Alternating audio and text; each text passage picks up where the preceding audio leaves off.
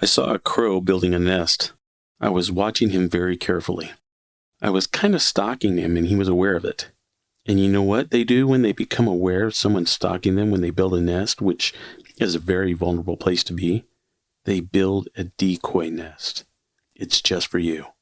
Tom Waits.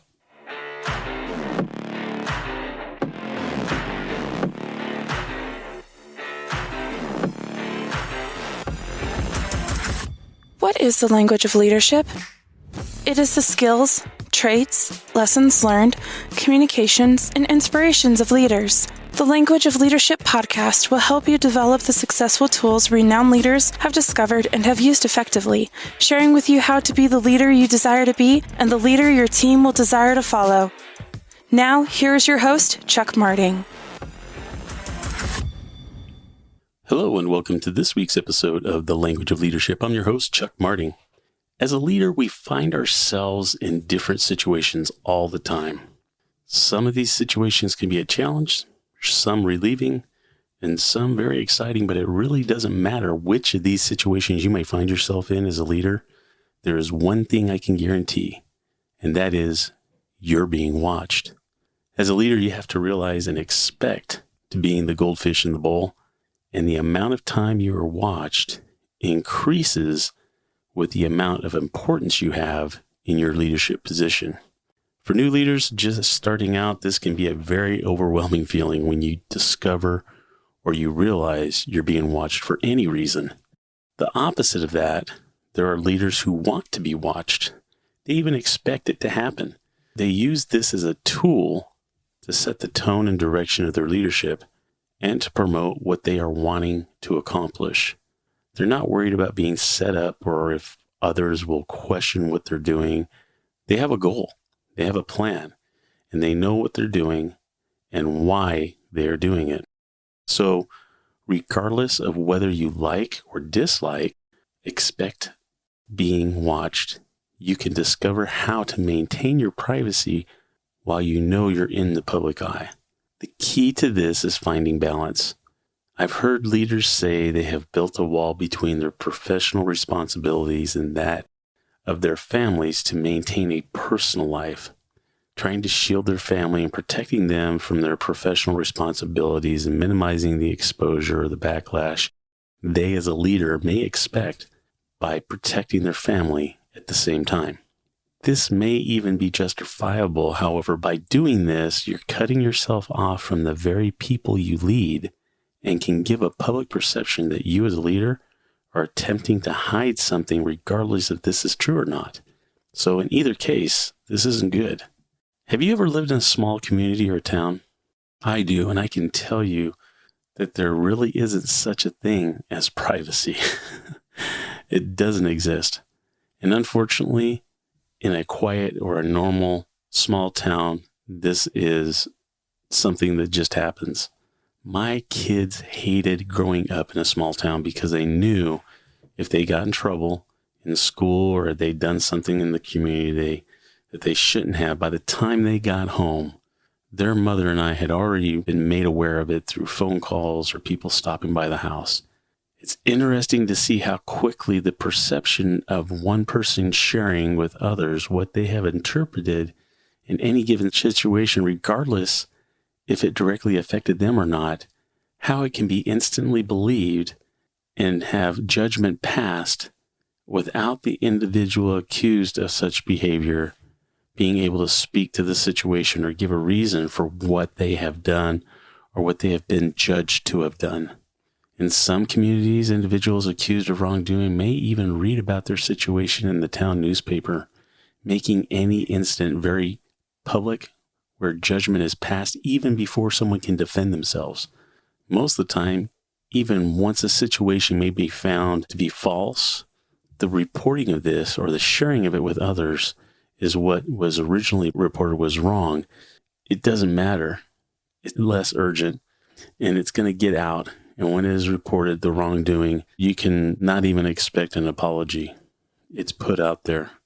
So those are one of the things that are really hard for any type of leader, is to understand the environment they're in and what it's going to take and what can happen. I found it interesting to know that the UK has one surveillance camera for every 14 people. In fact, the UK has an estimated 20% of the world's cameras that are being watched. It's a daily occurrence for people everywhere to videotape any situation and then broadcast it to the world with very little to no accountability for the person posting the video, regardless of the person or persons that are videotaping's guilt or innocence. You see, it's the perception of the person posting the video and how it is portrayed to the public. This was something I had experienced towards the end of my law enforcement career. On one of the last traffic stops that I had done, I had made for a person driving down the street with a brake light out. I pulled them over and went to the driver's side window, and as I did this, the lady in the passenger seat was putting her phone towards me and was recording me. Camera phones and the ability to videotape were fairly new at that time, so it wasn't as common as it is today to see people recording videos on their phones everywhere.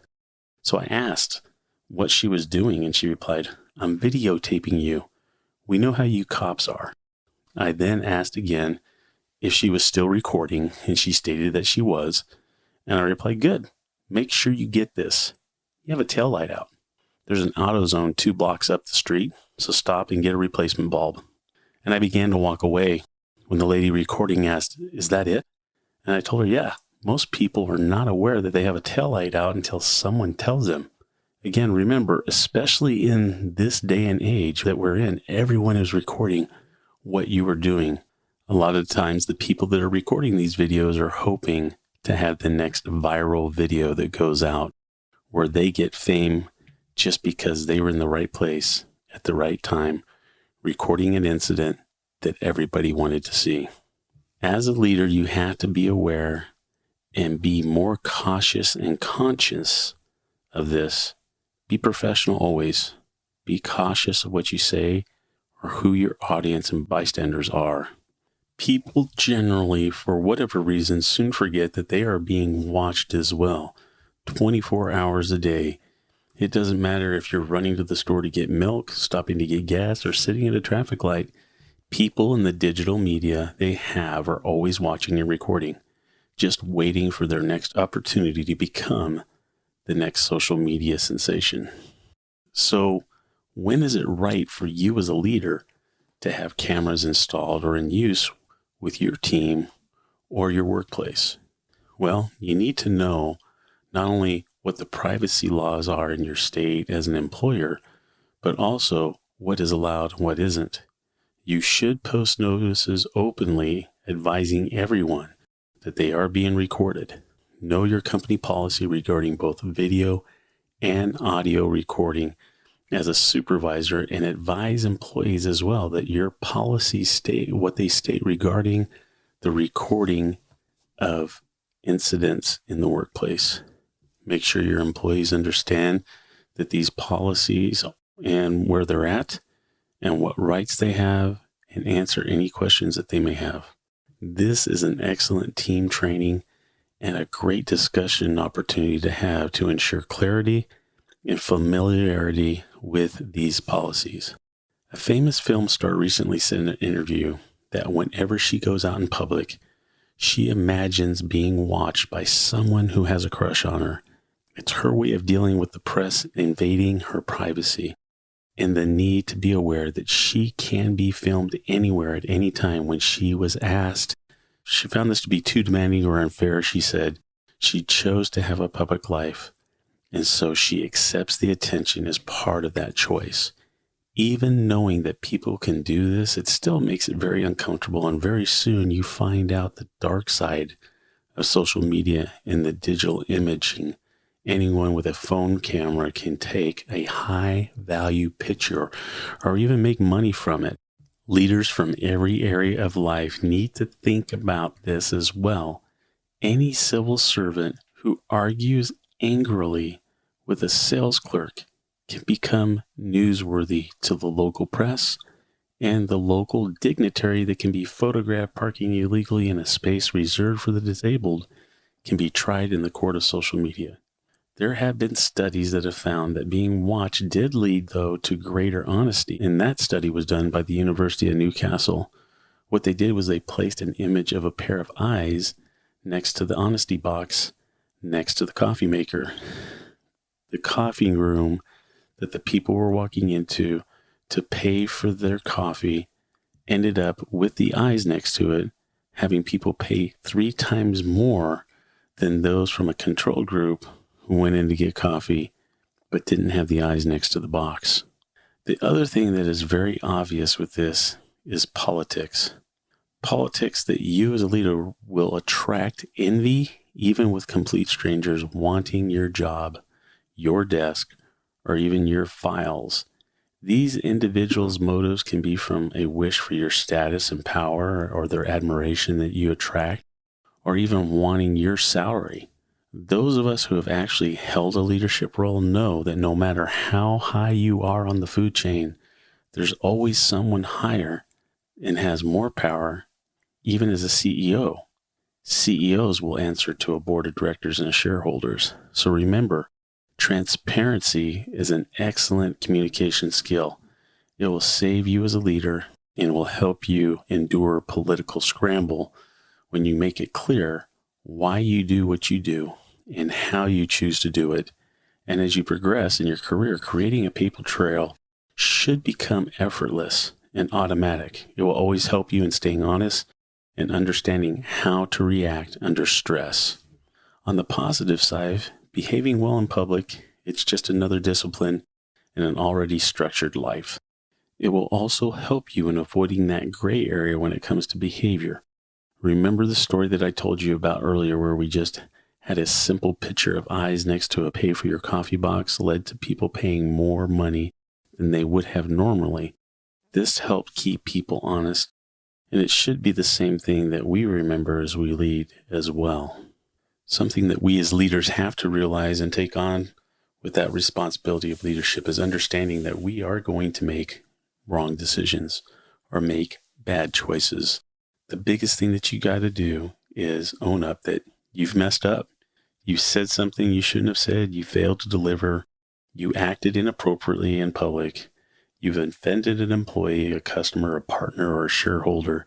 You've hired the wrong person, held on to the wrong person, or you fired the wrong person. Look, you're human. Employees don't expect perfection, but they do expect accountability and ownership. Following your mistakes, do you own up to them? Do you blame others?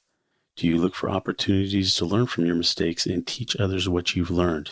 Your reaction to your errors will be scrutinized both privately and publicly.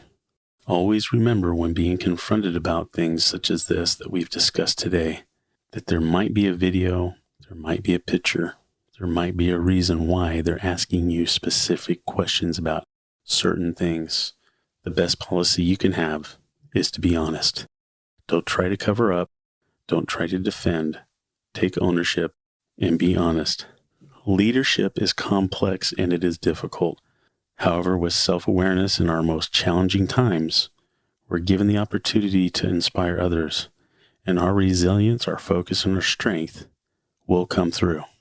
I hope today's episode of The Language of Leadership has given you some thought, some things to think about, and some direction to go in, not only for yourself in the things that we do on a daily basis, but also addressing these things with your teams, because they just as well can be recorded, both video and audio, and those things are going to come to your doorstep, and you're going to end up having to talk to them about these situations as well. Help them understand that the best policy that anyone can have in these situations is your integrity and your honesty and how you respond to the questions of these types of behaviors.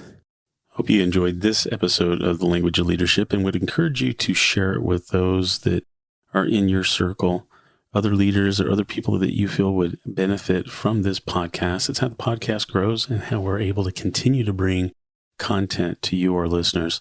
So if you have any questions or if there is a specific topic you think that we should probably cover here on The Language of Leadership, please feel free to email me at chuck@learningthelanguageofleadership.com. learningthelanguageofleadership.com. Again, that's Chuck at learningthelanguageofleadership.com. Until next week, lead with integrity. Take care. Thanks for listening to this week's episode of The Language of Leadership. This podcast is dedicated to help you navigate your leadership journey. You will learn the language and skills you need to be the leader you want to be. Remember, the language of leadership is an art. It is why your team wants to follow you. Take care.